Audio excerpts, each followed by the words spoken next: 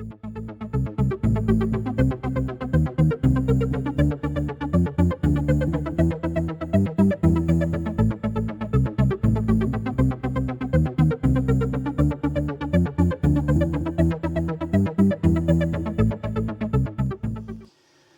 I'm Ian. Welcome back to my channel, where we are in this particular series reviewing various old role-playing games and the odd related game here and there, from all the way back from the 1970s through to eventually present day.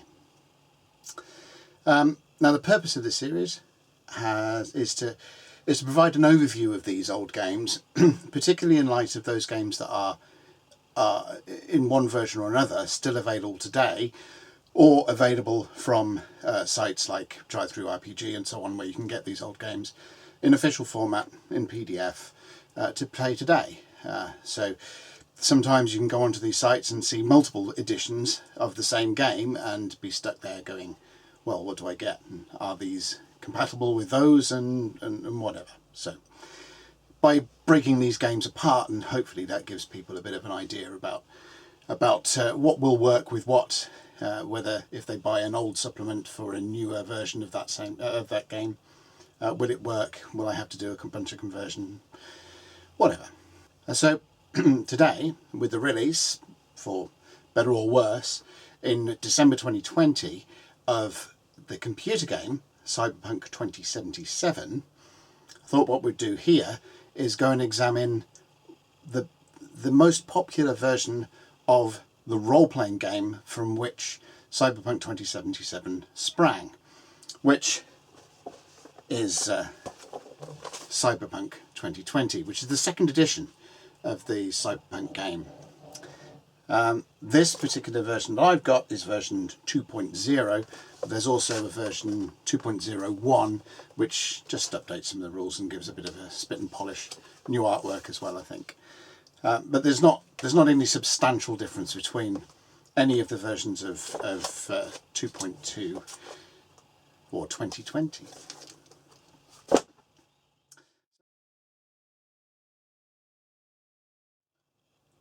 Cyberpunk 2020 is the second edition of Mike Pondsmith's Cyberpunk role-playing game. I'm not going to review the first edition because I never played it, but there's not a substantial difference between the first and second edition.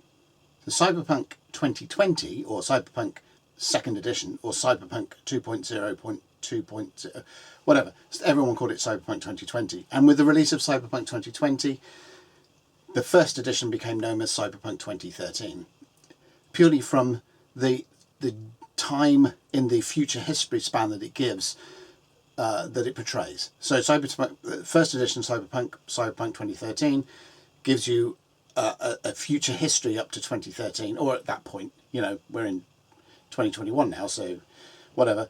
And Cyberpunk 2020 advanced that timeline over to 2020. If you are familiar with the current editions of it, Cyberpunk Red, which is the current edition of the Cyberpunk rules, is set in 2045, and then obviously the computer game is set in 2077. They're all tied together. First, let's explore what Cyberpunk as a genre is. It'll make more sense of the game when we get into the mechanics and so on. If you take Star Trek, for example, is Star Trek cyberpunk? No, it's science fiction, and cyberpunk is a subgenre of science fiction, but Star Trek is definitely not. It's too shiny, it's too utopian, everyone's all nice, hippies in space. But it will serve as a starting point for contrast. So in Star Trek, the future is shiny. Cash is a thing of the past. It's glossy starships float around, bringing planets together in a communist federation where everyone's working for everyone. I'm trying to say communist instead of communist, but that's the sort of level that it's on. You know, everyone's working towards a common goal and in bringing all of these planets together, and everything's nice. Now, if you throw in some of the counterculture stuff from the 1960s, 1970s, especially the sexual revolution, especially the onset of punk in the 70s, that grew out of protest music from the 60s. The drug culture was exploding during those times. Dissatisfaction with the world around, the dissolution of various institutions and so on, and a lot of people thrown into despair. All of this sort of post-war and the spanning into things like the Vietnam War and so on. The march of technology had just begun. Computers were just starting to take a hold on virtually everything we do, not to the extent that they are now, but it was something that people could see and project, science fiction writers especially, could project what this might become. You had people like Asimov that was trying to work out what robotics and the extending the idea of artificial intelligence would mean. And these were themes that were commonly picked up and explored, like I said, by science fiction authors, but also, scientists and so on, trying to work out what the future might hold. The early science fiction, which arguably kind of culminates in Star Trek, explored this utopian idea of a future, with technology making everyone's lives easier as time went on, and flying cars and all of this kind of stuff, robot cleaners to go and tidy your house up so you didn't have to do any of the domestic chores, and all. It was just a really nice and shiny and bright and all of that kind of thing. Conflict was usually from without. So you have this utopian technological society, whichever it was the Asimov's Federation or Star Trek's Federation, or are these all called Federation? Oh, no, whatever. All of these things. So things were happening that were without. Outside of the sphere that was provided as the society that was under that threat, and it could be Klingons, it could be Romulans, it could be factions that were against this sort of future goal. Whatever. The society itself wasn't decaying from within; it was some external threat that the Federation had to defend itself against. But many of the world events going on through the late 60s and 70s didn't paint this utopian history. If you extended the idea of what was going on at the time into the future, then it didn't seem to ring true for some people. I'm not going to get into arguments about the state of the world today as it was back then. You can do the analysis if you really want a real world thing, but we're talking about games here, and we're talking about fiction, and we're talking about where people that wrote and speculated within their fiction, where their mind space was at. So you had this set, the Star Trek set, let's call them, that had this utopian view of the future, but then you had another set that were looking at things around them and saying, that doesn't correlate. We don't really think that that's what's going to happen. So an increasingly dystopian view of the future and humanity's relationship with technology, that began to emerge. So authors such as Philip K. Dick, who you may or may not know from his work, is most famous. He famously wrote "Do Androids Dream of Electric Sheep," which then became the basis for the movie Blade Runner. Roger Zelazny, I.G. Ballard, Philip Joseph Farmer, a number of authors such as these began to explore the concept of a future dystopian view. And in the later 1970s, comics also picked this up. When you got within the pages of the British comic 2000 AD, you had Judge Dredd, which also had that near-future dystopian societal breakdown and how humanity was dealing with it and its relationship with technology within it. In the 1980s, with the release of the Akira movie and manga and anime, sorry, you should use the proper terms here. With Akira, it was the sort of the Japanese authors of that side of things got on board with it as well, painting these dystopian views, highly technological, dark views of our future history. So in the 1980s, it saw the genre further taking shape, with Blade Runner coming out in 1982. You mentioned that with reference back to Philip K. Dick, and the highly influential Neuromancer written by William Gibson, and was released in 1984. And as far as this preamble goes, the novel Hardwired by Walter John Williams was published in 1986, and with further sequels, Voice of the Whirlwind in 1987 and Solipsystem in 1989. So that's a kind of potted history of the beginnings of the cyberpunk genre. Now, what about the game? So, enter Mike Pondsmith, a one-time graphic designer within the video game industry. He was a role-playing gamer, and he began to stretch game design potential by reworking elements of existing games.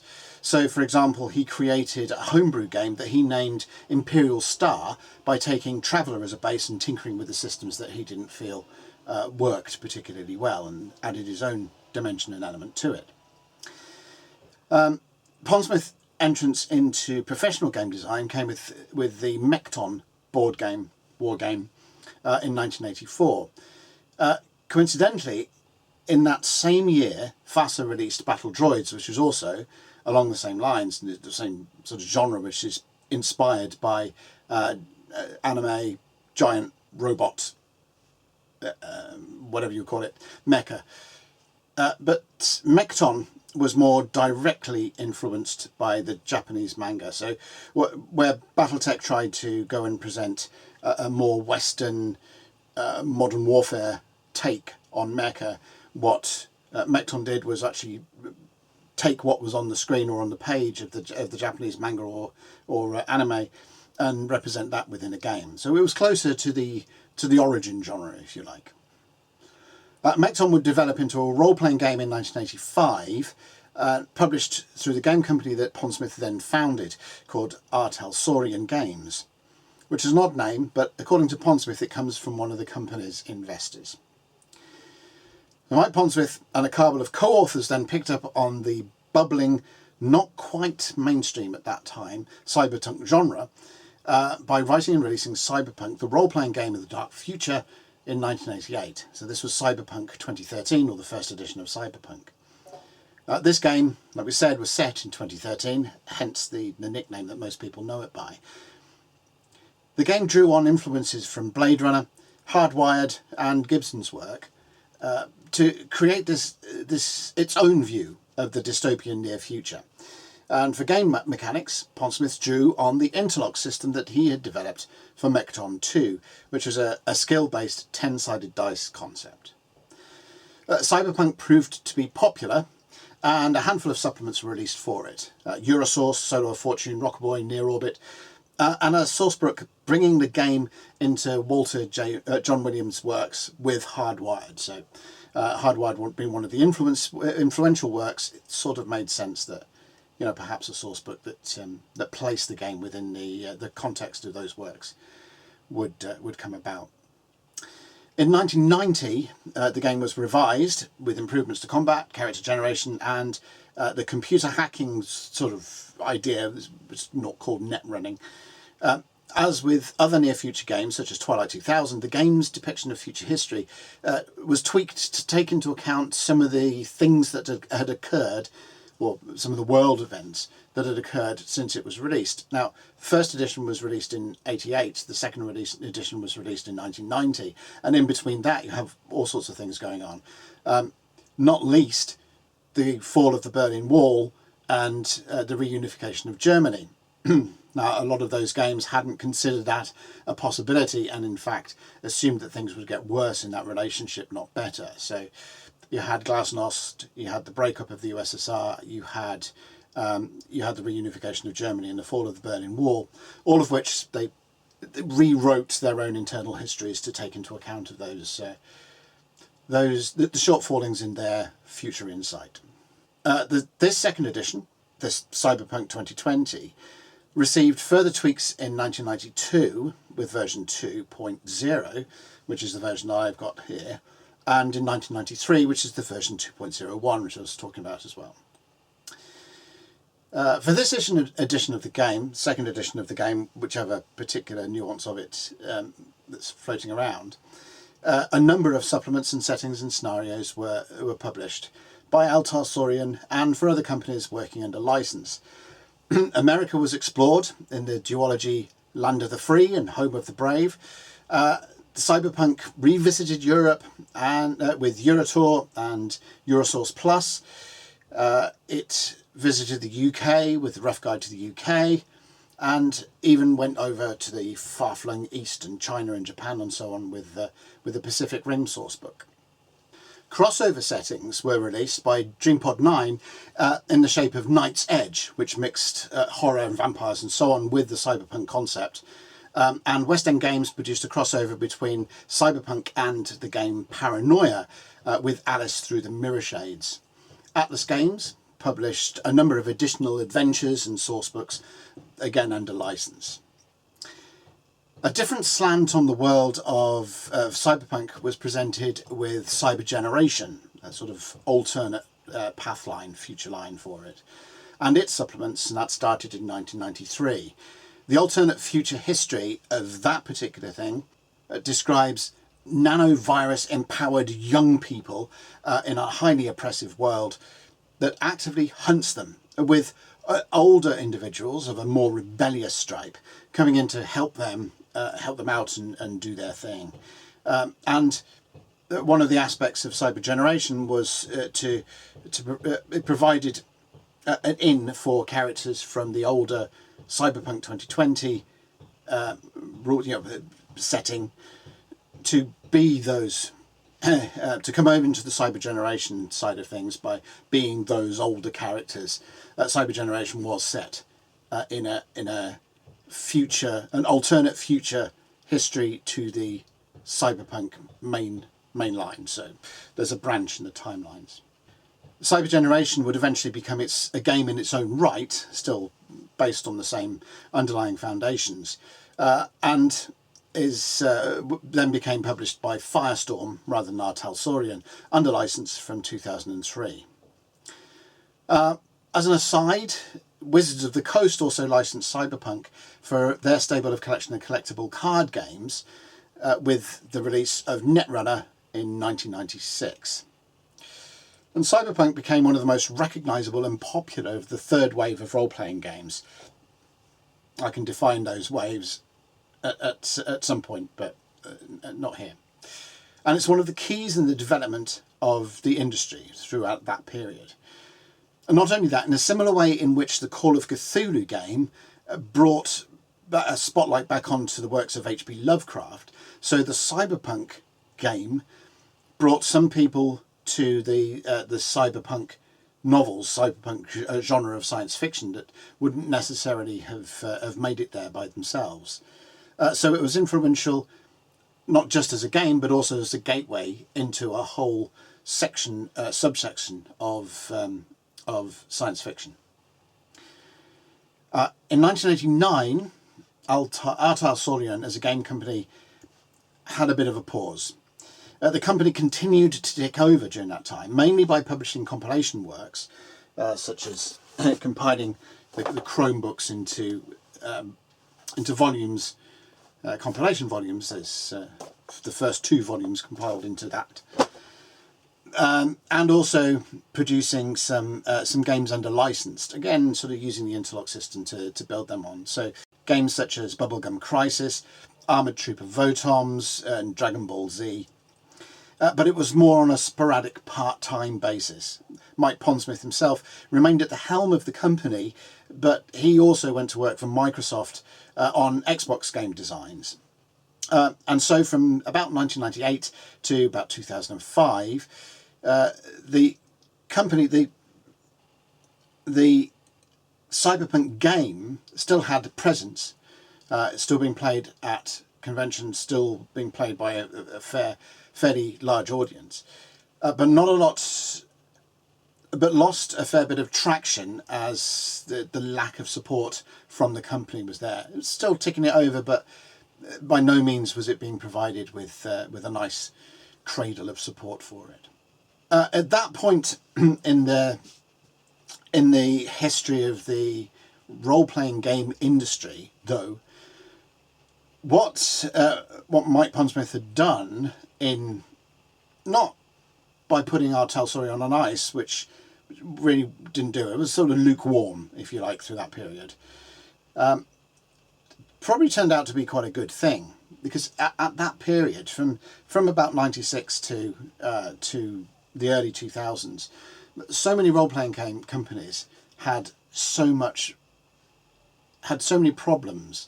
You had TSR going under and ultimately being bought by Wizards of the Coast. You had Games Design Workshop ultimately closing its doors.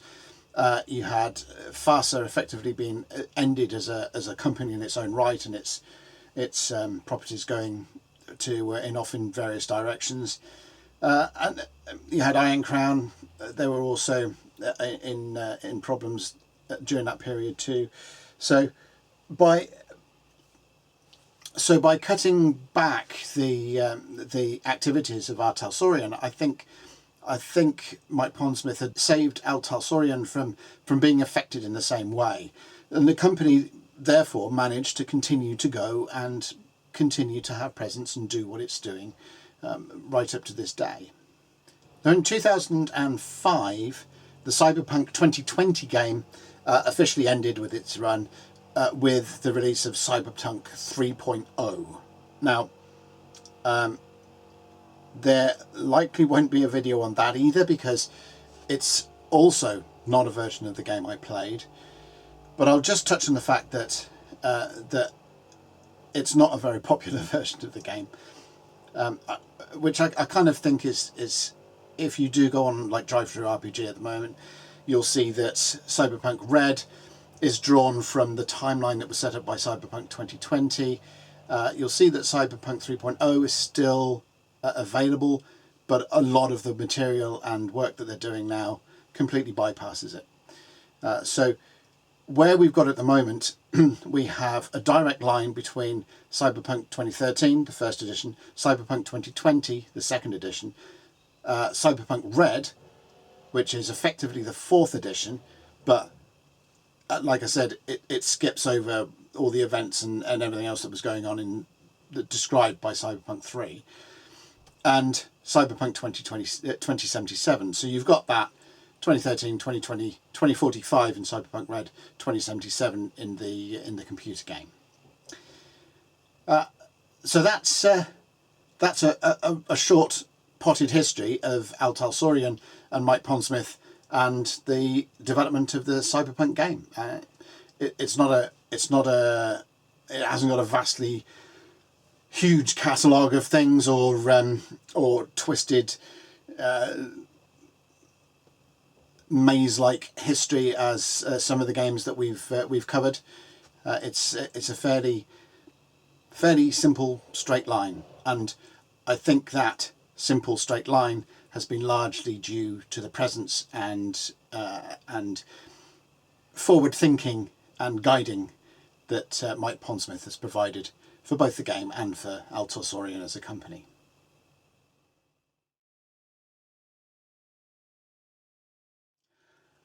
So, play. Well, the core mechanic of Cyberpunk is dead easy. You determine the difficulty of the task that you're trying to attempt. That sets a target number. You add together the values of the most relevant skill and the most relevant of your stats. You roll a 10-sided dice.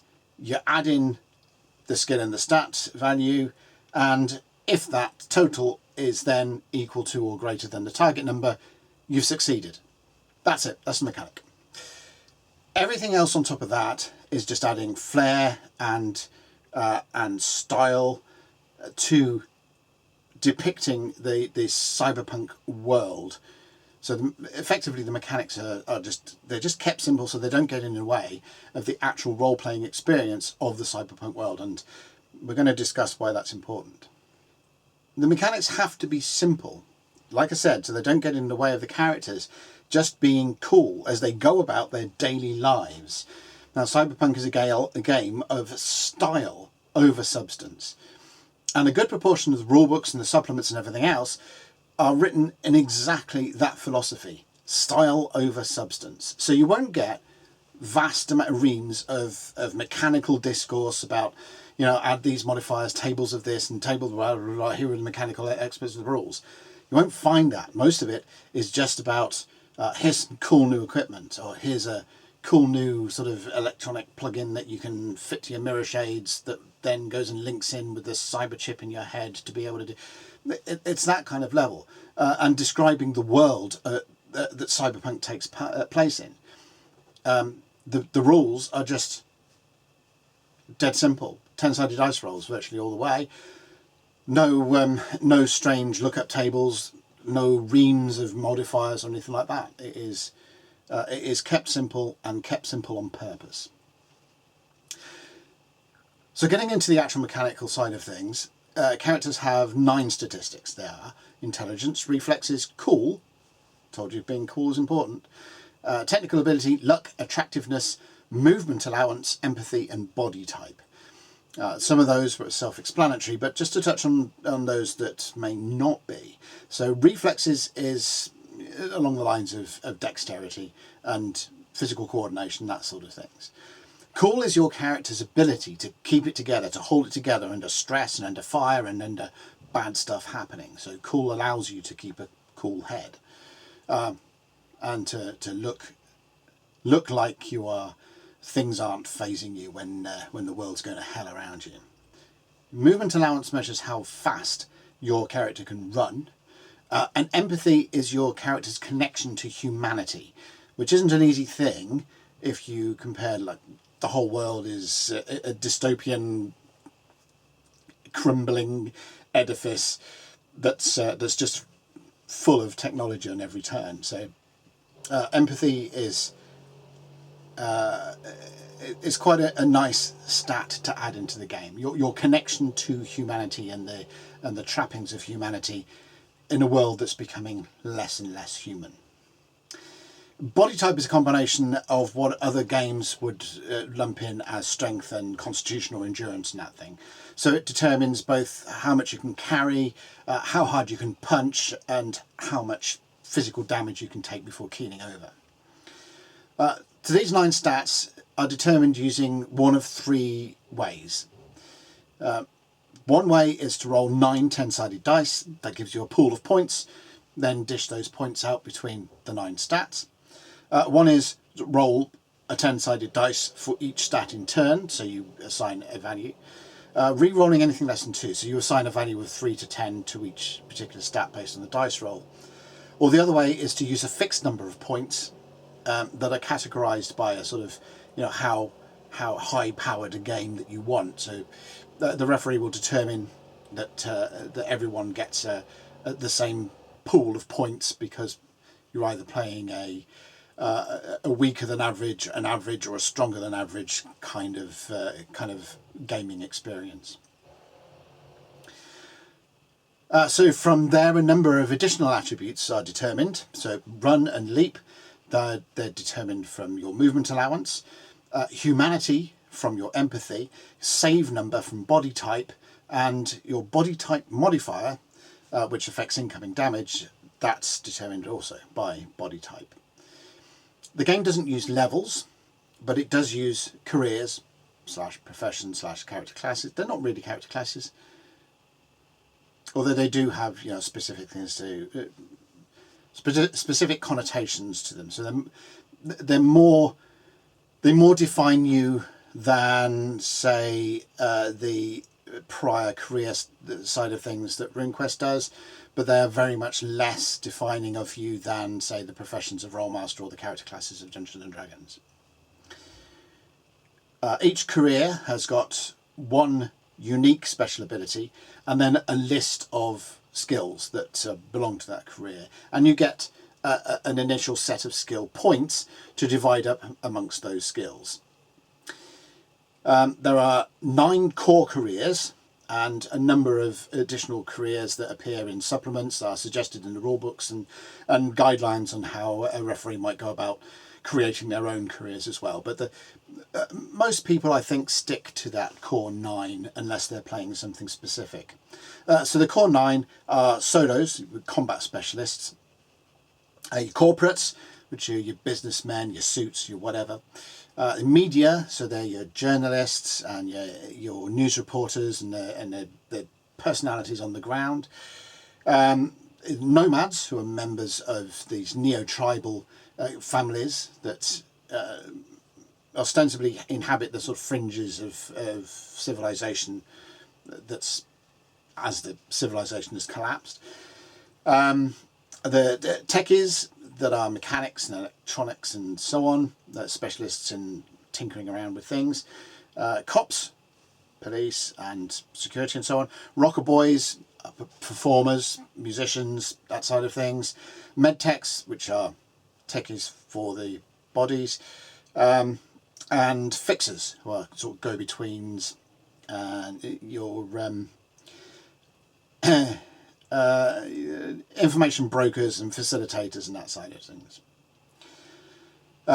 Skills can be improved by using improvement points, or IP, and you gain IP through the game as experience. You will be awarded IP by the referee. And you can also accumulate IP during game downtime by studying, training and what have you. And that gives your character his numbers. But to really make them pop, you need to figure out their background story and where they have been and what they've been doing before they enter the game. That's done by a series of tables that go to form a character's life path. You make certain decisions or you make roles according to the instructions on the particular table that you're on, and go through things like generating your character's siblings, what their parents' relationship is, what their style, fashion preferences are, things that have happened to them in prior life that might affect them in the future, contacts and friends and enemies made, and so on. All of this is important to a game like Cyberpunk, which very much goes well above all the numbers. The numbers are really, they guide the mechanical aspects of the game, but what really makes Cyberpunk important is your character and their personality and what they're going through. The life path stuff is really good as well, because it provides all sorts of hooks and things for the referee to be able to pick up on and build them into the game to make it a living, breathing environment for your characters to enter into and go for it. You're generating your life path, which provides a foundation for your character and also a foundation for the campaign going forward. So unlike many games that use a prior history to determine certain characteristics and so on, such as Traveller and RuneQuest, which really do pull the character's background into the mechanical aspect of the game, there's very little mechanical stuff that goes on in the Cyberpunk life path type of thing. It's very much about defining your character rather than defining your character's game stats and abilities, which again ties into the style over substance focus of the game itself. To equip your character, you need to figure out the employment basis based on their career and their special ability and the level of the special ability in their career and how many months they may have been employed for and so on, which gives you the amount of cash that they've got hanging around, which you can then sort of work out and spend on goodies. It's not just about the equipment list. It's not just about, here's a list of guns, go off and buy a gun. Here's a list of armor, whatever, go off and buy that, and so on. It also goes into what kind of apartment does your character live in? What's what kind of rent can they afford?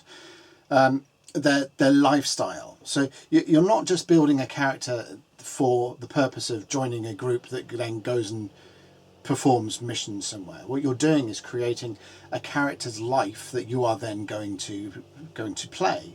You're going to play that role through their through this avatar within the setting that the referee then dreams up. So these kind of things are important. So don't overlook them when you're creating your character. Don't just I've got my money, I'm just going to spend it all on guns, because you'll find you've got a homeless character then.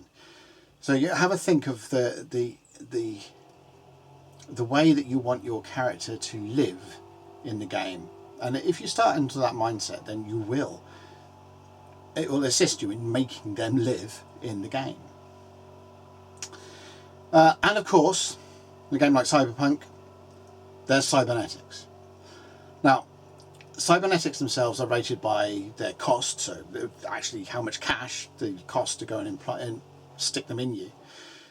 What type of surgery, invasive or minor or whatever, and a cost in humanity. Now this is quite an interesting thing. It's an interesting thing from the balance of the game mechanics point of view, but it's also good the way that it's actually structured into the game itself. So it's a balancing factor, obviously, so that people don't just go out and become absolute manically buffed up with cybernetics and every bit of robotic stuff that they can fit on themselves and become virtually superhuman. So humanity serves to limit that. That's from a game mechanical point of view. From an in-game point of view, it ties into this sort of humanity and empathy aspect of the game, where the more your character loses physically of their humanity, then the more your character loses mentally and emotionally of humanity. So it's a good concept to play around with. So if you've actually got, some solo that's both of his arms are cybernetic, both his legs are cybernetic, he's got a cybernetic plate in his head, he's got whatever, that guy's not going to have as much empathy, as much human attachment left to him. He's going to be more machine than man. And it's a theme that's explored quite a lot in cyberpunk genre novels, fiction, where the sort of replacement parts and so on side of things is explored. So it's I think it's a good way of doing it. It's one of the strongest elements to the cyberpunk game, I think.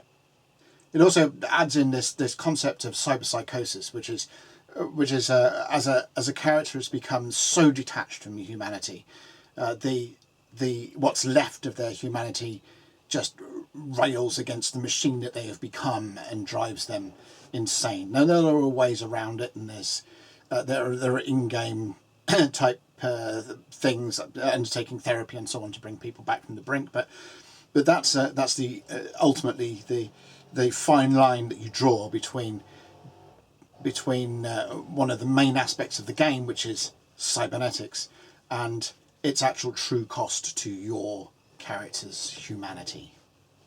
As for what goes down in play, now Cyberpunk isn't necessarily like most other role-playing games in that the player characters don't have to wander around as a troop or a group or a party or whatever going to assault the lair of the bad guy. That's sort of, it does happen, but it's not really something that it lends itself to, especially with the sort of disparate roles that characters can take within their careers. So, it doesn't make a whole lot of sense for a corporate and a solo and a netrunner and a fixer, all who have very different definitions of what they do within the cyberpunk world, gather together in a party to go and kick the crap out of some cybered up pseudo bad guy. Yeah, it's sort of, the way it actually, in my opinion, the way it works better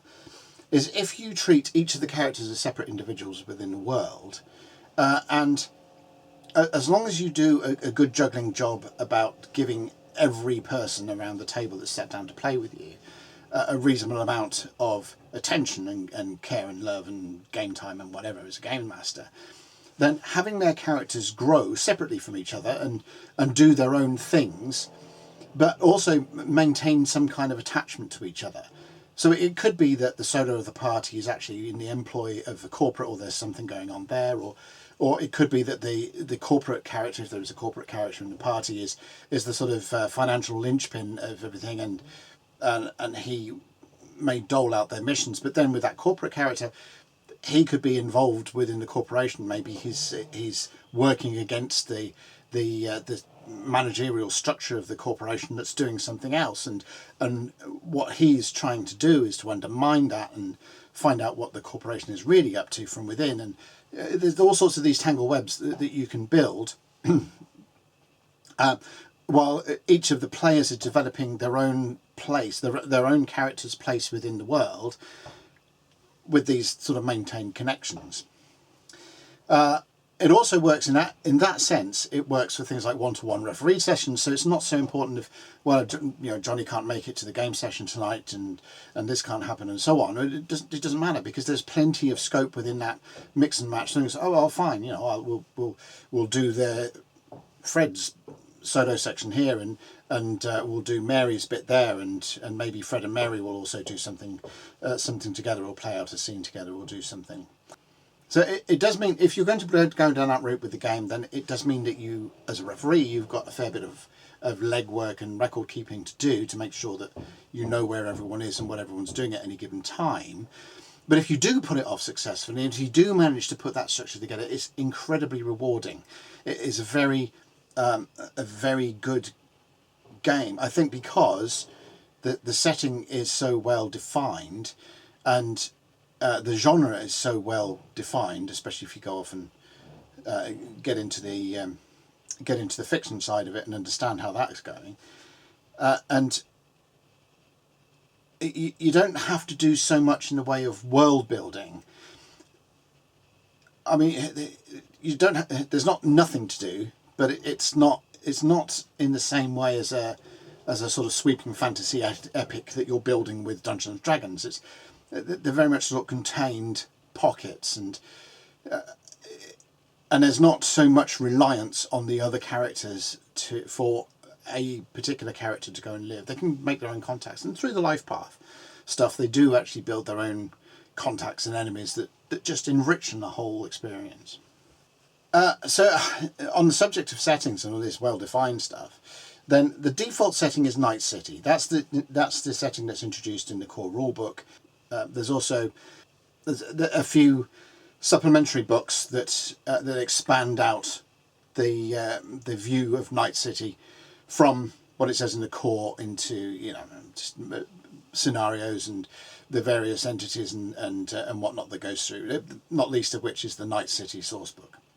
Now, Night City is a corporate-run city within an urban bastion of civilization, if you can call it that, within the United States that's not very united anymore, having largely collapsed and in some cases burned.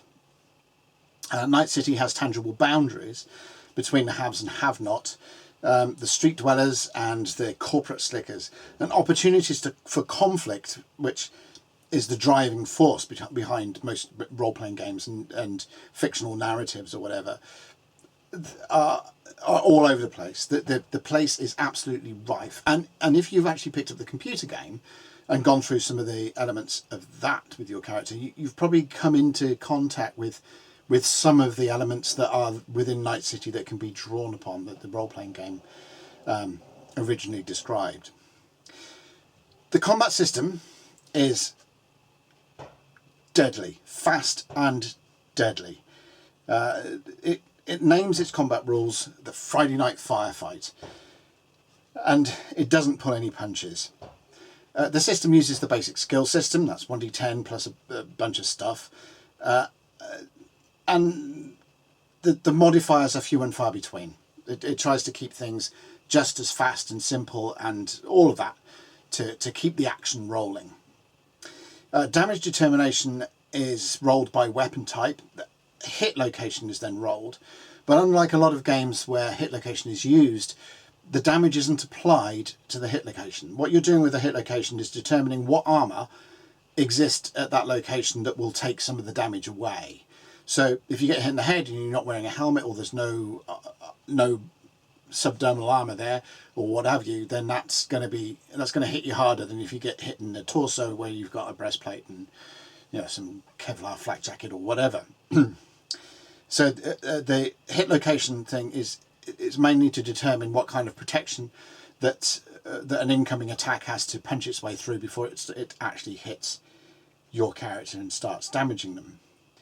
It does go into rules for getting limbs blown off and so on. So if you get hit for a huge amount of damage in a particular hit location that goes straight through your armour, then there's a possibility that you can lose an arm or a leg or whatever, but it's not done by specifically applying points to a valued hit point per location type of affair. So damage is applied to a character by block, and the block is split up into different wound levels. Each wound level carries with it either a stun save or a mortality save that you have to roll to try and not fall unconscious, not start dying.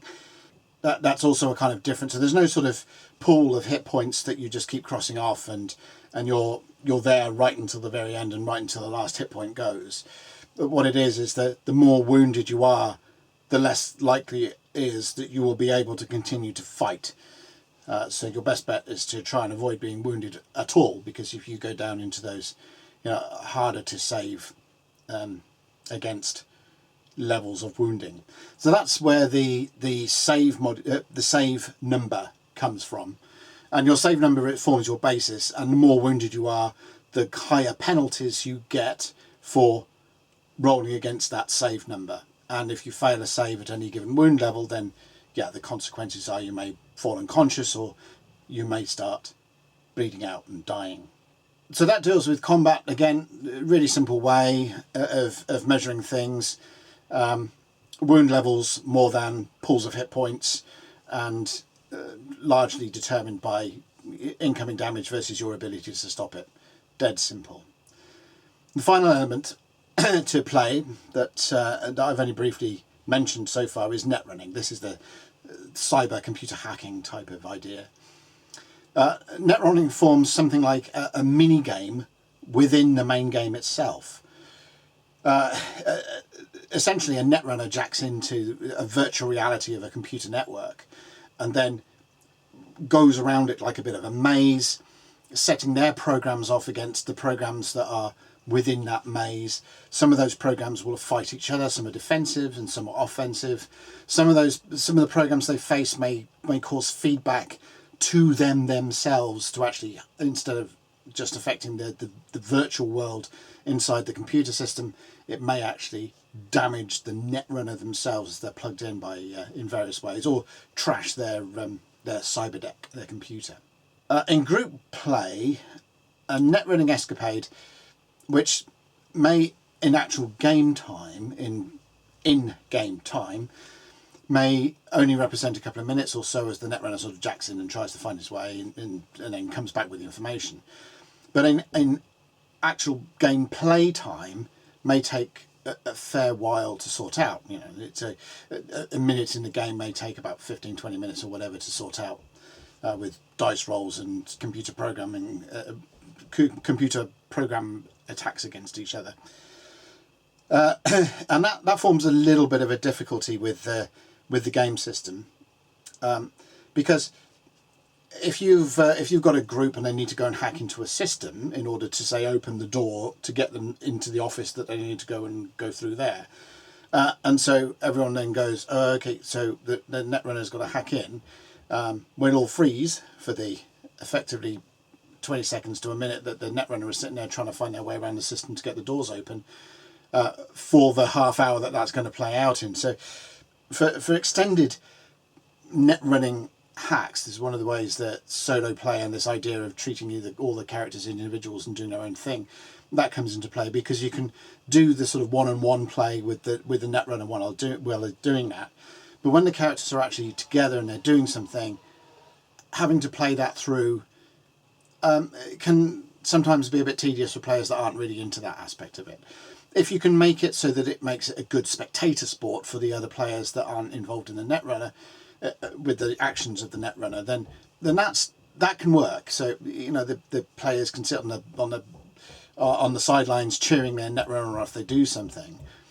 But like I said, if they're not really into that and then you can't bring them in, they've not got that mentality to go and watch, then it may be worthwhile setting up your game so that they can go off and do something else as players while they're waiting for the netrunner player to resolve that.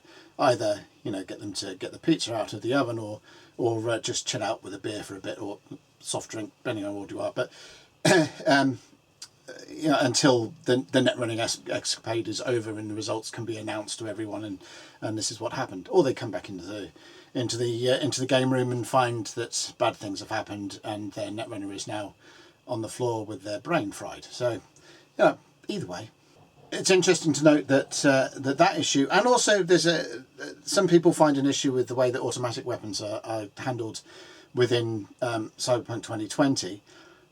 So automatic weapons and the whole way that net running is handled have been overhauled somewhat in Cyberpunk Red. So those two issues that I've kind of briefly highlighted. I don't really have an issue with the automatic weapon side of it, but net running can be a bit difficult to juggle. Both of those have been resolved somewhat in Cyberpunk Red, so you might find having a look at the latest version of Cyberpunk Red if they're an issue for you. And that's basically it. Players can find antagonists everywhere, from greedy corporations to corrupt politicians and police and belligerent nomad and street gangs, and beyond Night City, adventures can be found in America's wastelands or even further afield.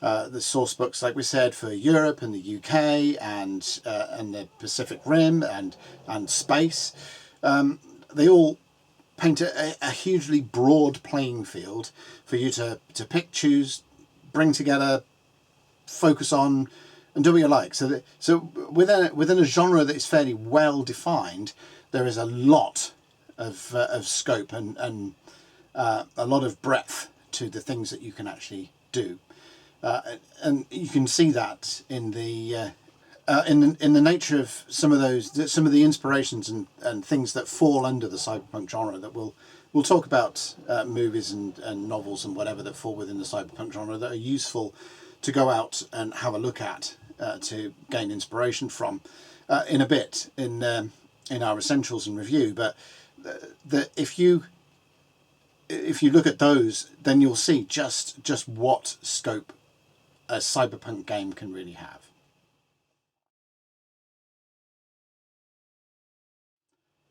But one of the problems that many genre-defining games face is in their representation of the genre itself. So generic systems, they tend to be jacks of all trades and masters of none, and systems originally built to represent one genre that are then ported over to another tend to misfire in the process. Now, Cyberpunk uses the interlock system, which was originally designed for Mechton 2, could have easily fallen into any of those traps. The interlock system is pretty generic and was also designed to describe something else, but it doesn't. Instead, because the interlock system is such a simple mechanic concept, it allows the game to capture the style of the cyberpunk genre. Because the rules are so easy, they just don't get in the way. So there are no substance really to the game rules.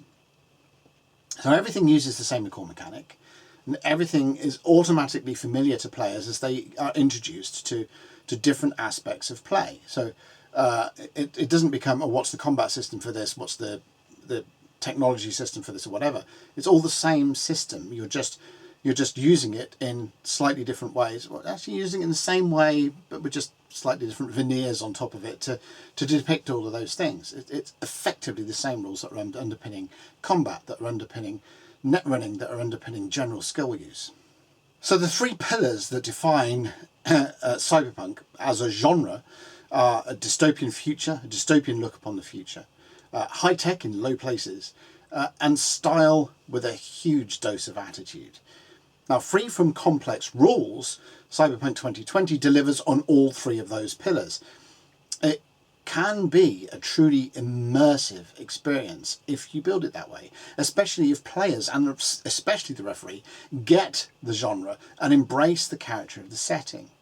If they make good use of the slang terms, which are all over the rulebooks, and some of the rulebooks and supplements are written within that sort of in-universe language, if you get the players to actually use that, the term, that slang, that terminology, when they're speaking to either you or to, even if they're speaking in character or out of character as a player, just using all of that slang brings people into it. Even the equipment sections of Cyberpunk get in on the concept of immersion, because instead of long boring lists of equipment and so on, which I mean you do find in the core rulebook, and you do find in sort of appendices and lists within equipment supplements and so on, but by and large, the descriptions of the items equipment are laid out like advertising blurb and catalogue entries for the companies that make those bits and pieces. Hey, look at our shiny new car, and this is what it can do, and so on. So the immersion that's built into the source books is really good, and it draws you into the game. And if you don't take advantage of that and draw yourselves as players and referees into that too, and get hold of the genre and throw yourselves at it, then I think you're really missing a trick with this. It can't be treated just like moving your pawns around, but probably more so than most role-playing games that are out there. It really is get your roll down, throw yourself into the setting, get cybered up, and just go for it. So it's actually probably the hardest thing about the game to do that, to get the players into it. If you've got some players that don't know the genre, that aren't familiar with the particular setting that you're throwing at them, Night City or whatever, the Cyberpunk 2020 world in general, then it can be difficult to get across. Most people, when they're sitting down to learn a game, expect to be having rules thrown at them and mechanics and so on. They're probably not so much expecting the description of the mechanics to be over in about a minute, and then and by the way, this is how I'm expecting you to behave and talk and whatever. That's most of the energy of a referee, I think, should be spent in a Cyberpunk game, should be spent in building that immersion and drawing the players into it all, and you will have much more fun with the Cyberpunk as a game if that's what you do. Another group of players that may not get on so well with the Cyberpunk game, as well as those that aren't particularly into the sort of role-playing immersion, but are those that are of the min-maxer type. And this isn't really a game that lends itself to finally combing through rules in order to find the best combinations of this, that and the other to build the most efficient Uber characters going. The mechanics of the game aren't complex enough to try and find those loopholes and combinations in. You might find them in combinations of certain cybernetics, but then any cybernetics are going to enhance your character in one way or another. And you've also got those limiting aspects of it as well, like you're limited in the humanity of your character, so building that into it as well. It's not as easy for someone who is of a min-maxer mindset to go and really delve into things and pull things apart and glue things back together again in the way that type of player enjoys doing. So just as a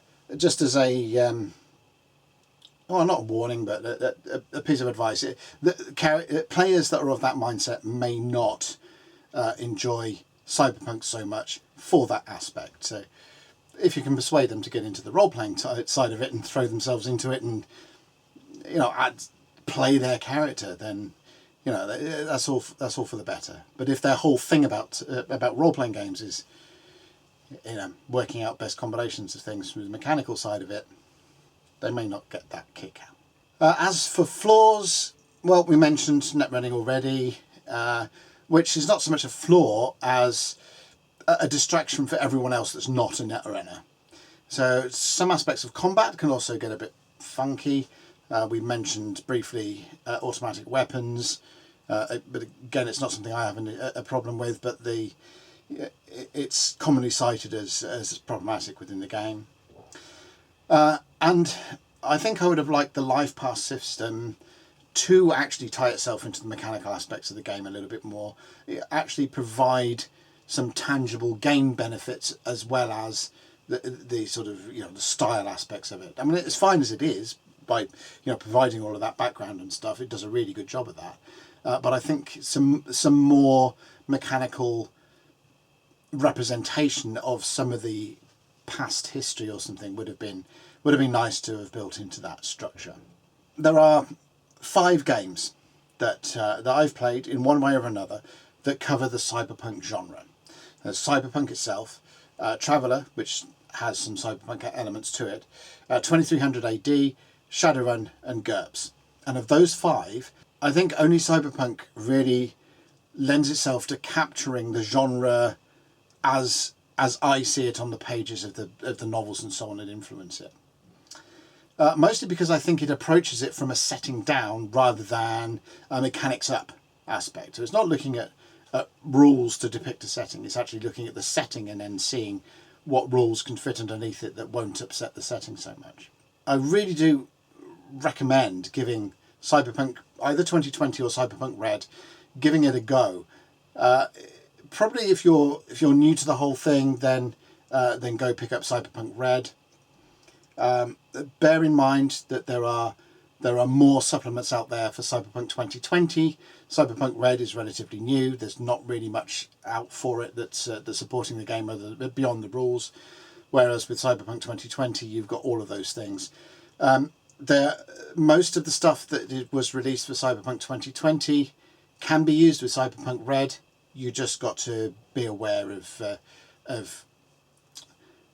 any of the things that may need a little bit of a tweak here or there, or a bit of just a careful once over to make sure that they fit properly in. So I'm not really going to give it a rating. I've really gone off the idea of all these 5s out of 10s and stuff like that. I've said in previous videos, I'm only reviewing games that I have played. And if they have actually managed to stay on my shelf for however long I've had the damn things without being ushered off to the realms of eBay or wherever, then I think they're automatically going to be at least a 3, 4 or 5. So just take it as read that I like Cyberpunk and I think it does a fantastic job of depicting the genre.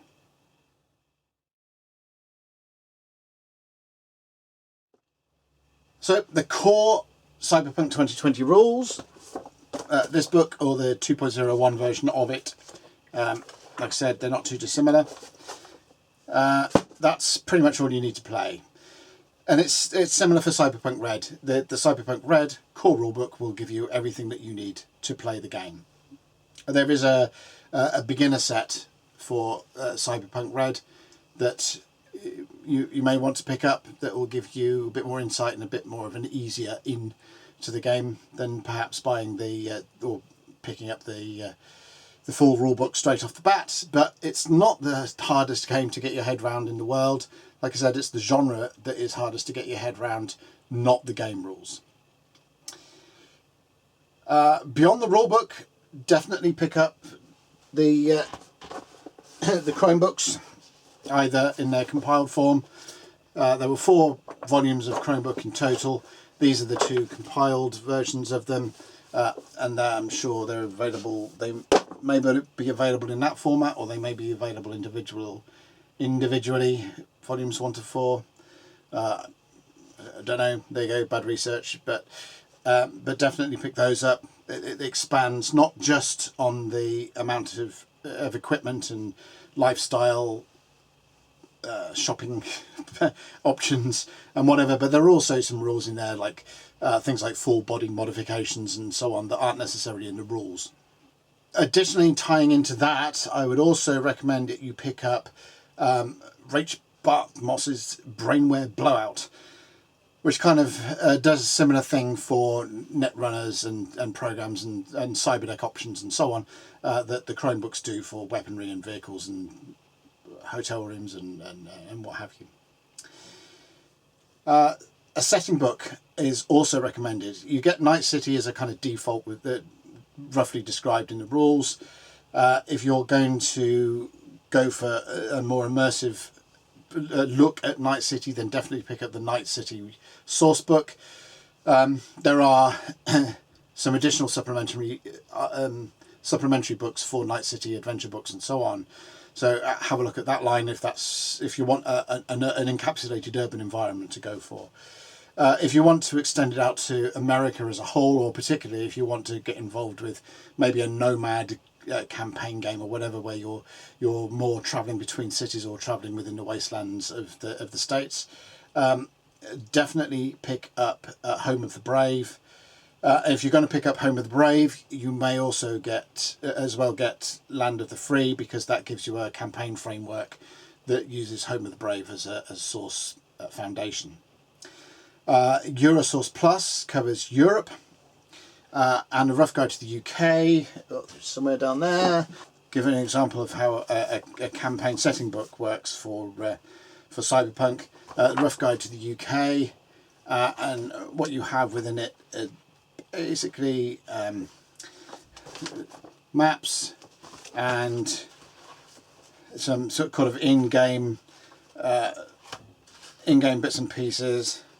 A section on the media that's kicking around at the time. I think one of the amusing things for me is where it goes on about the charts. Yeah, so the current UK album charts as per 2020, which includes Cliff Richard, because of course it would be funny, or it was funny. It was funny back in whenever this was released, 1994. So it was funny back in 1994, the thought that Cliff Richard may still be putting albums out, but here we are in 2021 when Cliff Richard's still putting albums out. If you're American, you might not know who Cliff Richard is, but if you're British, you certainly will. So definitely pick up one of those. Oh, there's the Pacific Rim sourcebook as well. If like China, Australia, Japan, Indonesia, that side of things is your bag you want to run. You could actually run the rules for learning and using martial arts and comparative martial arts with one to the other if the two face off against each other. It is written into Friday Night Firefight combat rules. So if you wanted to play a sort of Hong Kong action theatre martial arts type setting within Japan and China and what have you, within the sprawl of Tokyo, or it would work. It would work perfectly well. If you wish to head into space, then certainly. Oh, something I didn't. I should have. Then Deep Space is a good one. Deep Space actually. It picks up on the first edition's Near Orbit supplement and expands it out. It's not sort of Star Trek-y type space and something you might understand as science fiction type spacecraft. A very much cyberpunk view of space travel and what's happening and so on in space. So it's worthwhile picking it up. It's just something different, and also. For if you want to go and pick up the supplements that connect into cyberpunk literature, then there's a supplement for Hardwired, and there's a supplement for When Gravity Fails. I would also absolutely recommend reading some of the key novels and films of the cyberpunk genre. Like I said, and I keep saying all the way through this, that the hardest thing to get your handle on in the cyberpunk game is the cyberpunk genre. The cyberpunk rules you'll have no problem with, but the genre you may, unless you're absolutely familiar with it already. But I can remember back in the day it was something that I found a little bit hard, having come from my understanding as a kid of science fiction was things like Silent Running and 2001 and Star Wars and Star Trek. So trying to get my head around the idea of cyberpunk was a little bit difficult at the start, but once it all clicked into place, then yeah, it wasn't an issue. But absorb as much of the source literature and movies as you can, and that will give you a handle on it. So some key examples to have a look at are Walter John Williams' Hardwired, George Alec Effinger's When Gravity Fails. We've mentioned both of those have cyberpunk supplements describing. William Gibson's Sprawl trilogy, which is Neuromancer, Count Zero, Mona Lisa Overdrive. Reading through a whole bunch of Judge Dredd scripts, and I think comic strips. Just as a side advert to those. Must have one or two of those floating around somewhere.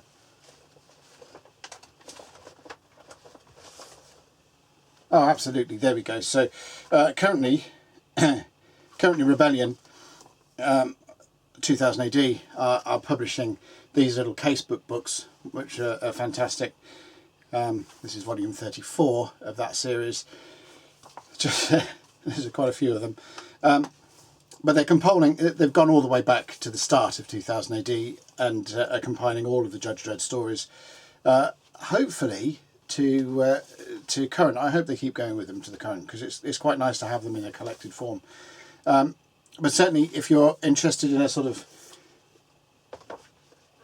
huge city sprawl with a dictatorial police force and police state and that kind of oppressive kind of things with technology levels that include things like time travel and certainly cybernetics and so on, then certainly the Judge Dredd stuff is something to check out. And then going into movies, Blade Runner, Matrix, those series are quite key to this. Dredd, the movie Dredd, possibly the movie Judge Dredd, which was the Stallone vehicle, then yeah, maybe. I don't think it works as well as Dredd as depicting that kind of cyberpunk kind of thing. It's a bit too over the top and cartoony, but you know it'll work as some level of influence. There's also a lot of other movies, things like Brainstorm, Robocop, Johnny Mnemonic, Strange Days. Strange Days is a really good one, especially if you want to get a handle on the way that net running might work, with the way that uses taps into, records and taps into people's experiences and so on through neural networks. It's very good movie. And Akira, obviously, from an anime point of view. They're the key ones, I think. There are lots of others, so I'll put a list of some good cyberpunk influences in the description, so you can go off and check them out. So yeah, that's absorb as much of that as you can. Give yourself a good handle on the cyberpunk genre, and start with either the basic game for Cyberpunk Red, or the core rules for Cyberpunk Red, or the core rule book for Cyberpunk 2020. Any of those routes will stand you in good stead.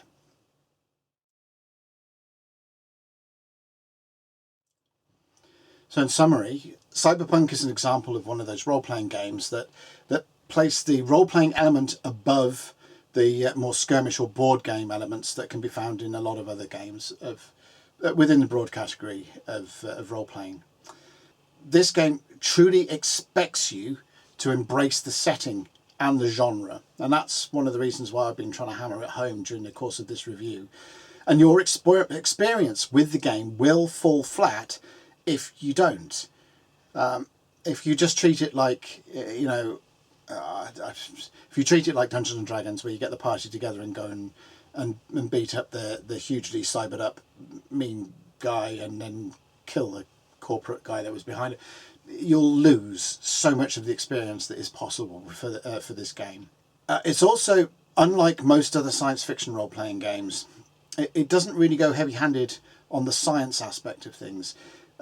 Unlike games like Traveller and whatever, there's no design rules for technology or anything like that. It's presented to you, and you can make stuff up if you like, but there's no sort of gearhead ins and outs and design processes and design routines to actually go and define that. Build a car using these design rules or whatever. It's just left you to make things up. So. And I highly recommend that you spend more time making the setting live and breathe than you do go in making up a shiny new cyberpunk version of a Lamborghini or something. It is very good at depicting its genre, at depicting the cyberpunk genre, and it has been doing that now for over 30 years. So I don't think you can go wrong with it if the cyberpunk genre is your thing, or you're willing to actually delve into it and learn a bit about it and get your head around the idea.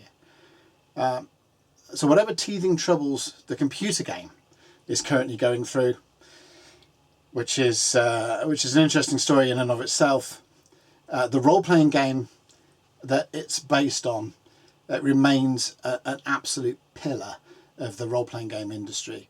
And I think it's a testament to both Mike Pondsmith and Art Talsorian and the team that he assembled to put it together, that the game has lasted this long with pretty much nothing in the way of major hiccups or edition creep or anything like that, and still remains a very strong game depicting, doing exactly what it needs to do to show off the genre that it was written to depict and highlight. So there we go. That's my review on Cyberpunk 2020. Thoroughly recommended game. Go and give it a go. It is an absolute laugh to get your head round, and the rules they're just like I said, it'll take you somewhere between 1 to 5 minutes to get your head round, and before you're ready to up and run. So yeah, I don't know what I've got on the list next to do. It's probably close my eyes and go and reach backwards. I've had the script for Rollmaster Standard System ready for quite a while now, so that might be the next one out the gate, because I haven't got another one written yet. Oh. Easy lines, hey? So take care, and until next time.